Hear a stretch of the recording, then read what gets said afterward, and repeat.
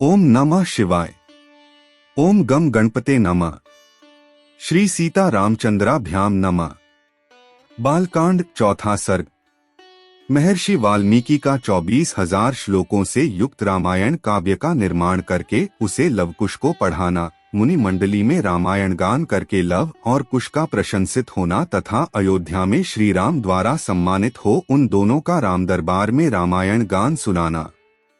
श्री रामचंद्र जी ने जब वन से लौटकर राज्य का शासन अपने हाथ में ले लिया, उसके बाद भगवान वाल्मीकि मुनि ने उनके संपूर्ण चरित्र के आधार पर विचित्र पद और अर्थ से युक्त रामायण काव्य का निर्माण किया। इसमें महर्षि ने 24,000 श्लोक, 500 सर्ग तथा उत्तर सहित 7 कांडों का प्रतिपादन किया है। भविष्य तथा उत्तर कांड सहित समस्त रामायण पूर्ण कर लेने के पश्चात सामर्थ्यशाली महाज्ञानी महर्षि ने सोचा कि कौन ऐसा शक्तिशाली पुरुष होगा जो इस महाकाव्य को पढ़कर जन समुदाय में सुना सके। शुद्ध अंतकरण वाले उन महर्षि के इस प्रकार विचार करते ही मुनि वेश में रहने वाले राजकुमार कुश और लव ने आकर उनके चरणों में प्रणाम किया। राजकुमार कुश और लव दोनों भाई धर्म के ज्ञाता और यशस्वी थे। उनका स्वर बड़ा ही मधुर था और वे मुनि के आश्रम पर ही रहते थे। उनकी धारणा शक्ति अद्भुत थी और वे दोनों ही वेदों में पारंगत हो चुके थे। भगवान वाल्मीकि ने उनकी ओर देखा और उन्हें सुयोग्य समझकर उत्तम व्रत का पालन करने वाले उन महर्षि ने वेदार्थ का विस्तार के साथ ज्ञान कराने के लिए उन्हें सीता के चरित्र से युक्त संपूर्ण रामायण नामक महाकाव्य का, जिसका दूसरा नाम पौलस्त्य वध अथवा दशानन वध था, अध्ययन कराया। वह महाकाव्य पढ़ने और गाने में भी मधुर, द्रुत, मध्य और विलंबित इन तीनों गतियों से अन्वित, षड्ज आदि 7 स्वरों से युक्त, वीणा बजाकर स्वर और ताल के साथ गाने योग्य तथा श्रृंगार, करुण, हास्य, रौद्र, भयानक तथा वीर आदि सभी रसों से अनुप्राणित है।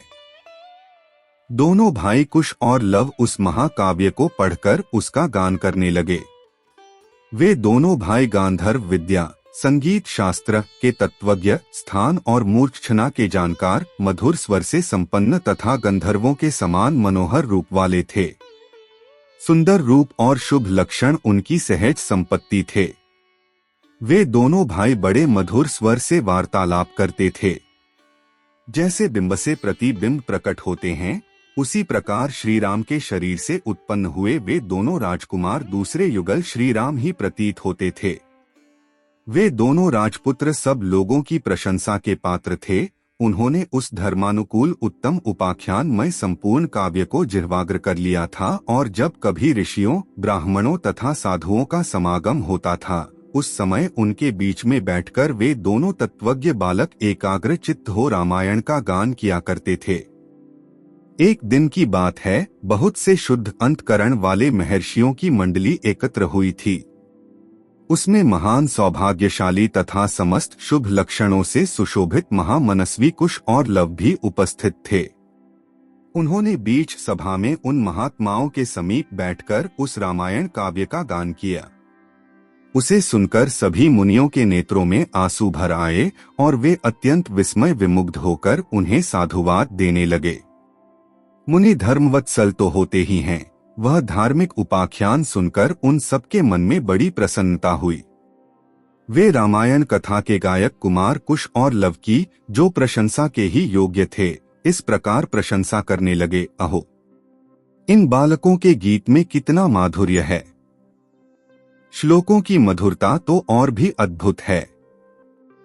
यद्यपि इस काव्य में वर्णित घटना बहुत दिनों पहले हो चुकी है, तो भी इन दोनों बालकों ने इस सभा में प्रवेश करके एक साथ ऐसे सुंदर भाव से स्वर संपन्न, राग युक्त मधुर गान किया है कि वे पहले की घटनाएं भी प्रत्यक्ष सी दिखाई देने लगी हैं, मानो अभी अभी आंखों के सामने घटित हो रही हों।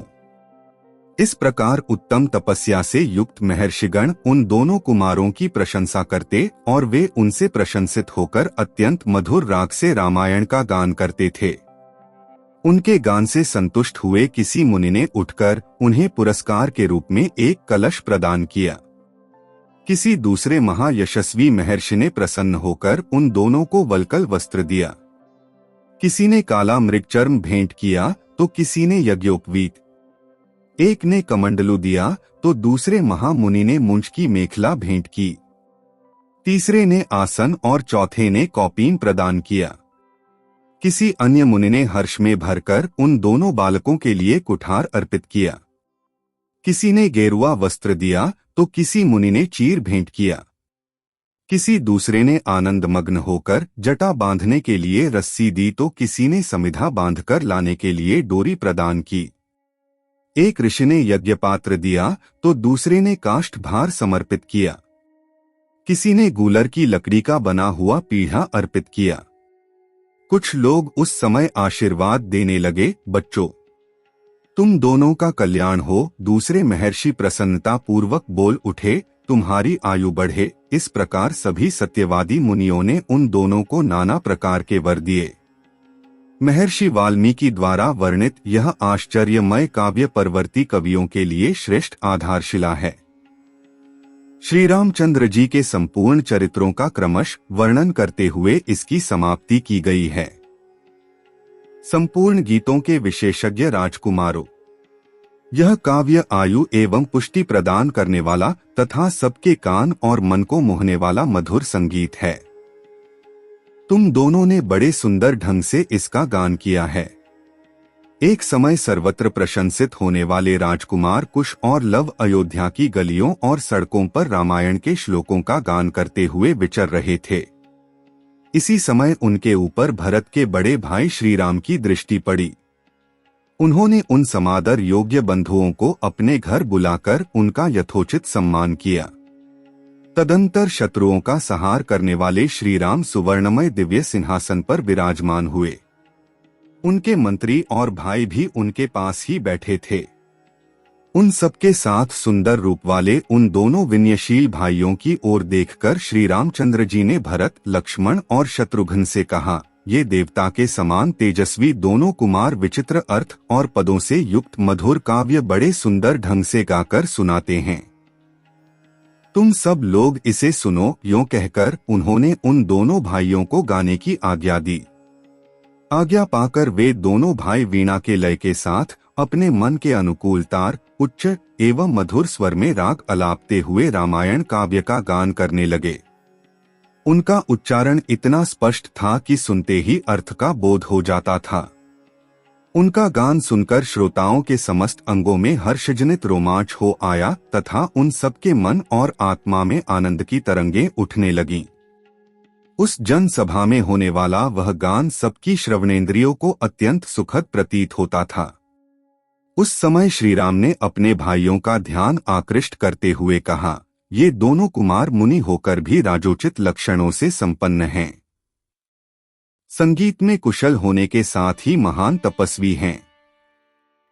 ये जिस चरित्र का, प्रबंध काव्य का गान करते हैं, वह शब्दार्थालंकार, उत्तम गुण एवं सुंदर रीति आदि से युक्त होने के कारण अत्यंत प्रभावशाली है। मेरे लिए भी अभ्युदय कारक है, ऐसा वृद्ध पुरुषों का कथन है। अत तुम सब लोग ध्यान देकर इसे सुनो। तदंतर श्री राम की आज्ञा से प्रेरित हो वे दोनों भाई मार्ग विधान की रीति से रामायण का गान करने लगे। सभा में बैठे हुए भगवान श्री राम भी धीरे धीरे उनका गान सुनने में तन्मय हो गए। इस प्रकार श्री वाल्मीकि निर्मित आर्ष रामायण आदि काव्य के बालकांड में चौथा सर्ग पूरा हुआ। जय श्री राम। पांचवा सर्ग, राजा दशरथ द्वारा सुरक्षित अयोध्यापुरी का वर्णन। यह सारी पृथ्वी पूर्व काल में प्रजापति मनु से लेकर अब तक जिस वंश के विजयशाली नरेशों के अधिकार में रही है, जिन्होंने समुद्र को खुदवाया था और जिन्हें यात्रा काल में 60,000 पुत्र घेर कर चलते थे, वे महाप्रतापी राजा सगर जिनके कुल में उत्पन्न हुए, इन्हीं इक्ष्वाकु वंशी महात्मा राजाओं की कुल परंपरा में रामायण नाम से प्रसिद्ध इस महान ऐतिहासिक काव्य की अवतारणा हुई है। हम दोनों आदि से अंत तक इस सारे काव्य का पूर्ण रूप से गान करेंगे। इसके द्वारा धर्म, अर्थ, काम और मोक्ष चारों पुरुषार्थों की सिद्धि होती है। अत आप लोग दोष दृष्टि का परित्याग करके इसका श्रवण करें। कौशल नाम से प्रसिद्ध एक बहुत बड़ा जनपद है जो सरयू नदी के किनारे बसा हुआ है।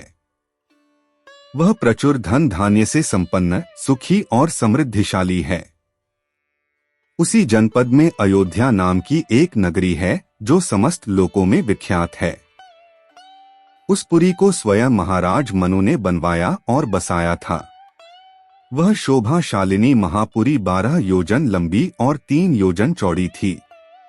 वह बाहर के जनपदों में जाने का जो विशाल राजमार्ग था, वह उभय पार्श्व में विविध वृक्षावलियों से विभूषित होने के कारण सुस्पष्टतया अन्य मार्गों से विभक्त जान पड़ता था। सुंदर विभाग पूर्वक बना हुआ महान राजमार्ग उस पुरी की शोभा बढ़ा रहा था।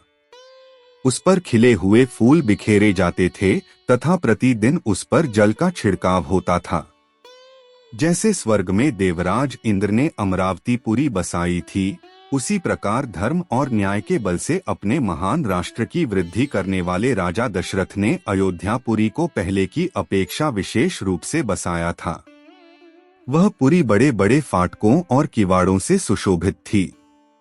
उसके भीतर पृथक पृथक बाजारें थीं। वहां सब प्रकार के यंत्र और अस्त्र शस्त्र संचित थे। उस पुरी में सभी कलाओं के शिल्पी निवास करते थे। स्तुति पाठ करने वाले सूत और वंशावली का बखान करने वाले मागध वहां भरे हुए थे। वह पुरी सुंदर शोभा से संपन्न थी। उसकी सुषमा की कहीं तुलना नहीं थी। वहां ऊंची ऊंची अट्टालिकाएं थीं, जिनके ऊपर ध्वज फहराते थे। सैकड़ों शतघ्नियों, तोपों से वह पुरी व्याप्त थी। उस पुरी में ऐसी बहुत सी नाटक मंडलियां थीं, जिनमें केवल स्त्रियां ही नृत्य एवं अभिनय करती थीं। उस नगरी में चारों ओर उद्यान तथा आमों के बगीचे थे। लंबाई और चौड़ाई की दृष्टि से वह पुरी बहुत विशाल थी तथा साखू के वन उसे सब ओर से घेरे हुए थे। उसके चारों ओर गहरी खाई खुदी थी, जिसमें प्रवेश करना या जिसे लांघना अत्यंत कठिन था। वह नगरी दूसरों के लिए सर्वथा दुर्गम एवं दुर्जय थी। घोड़े, हाथी, गाय, बैल, ऊंट तथा गधे आदि उपयोगी पशुओं से वह पुरी भरी पूरी थी।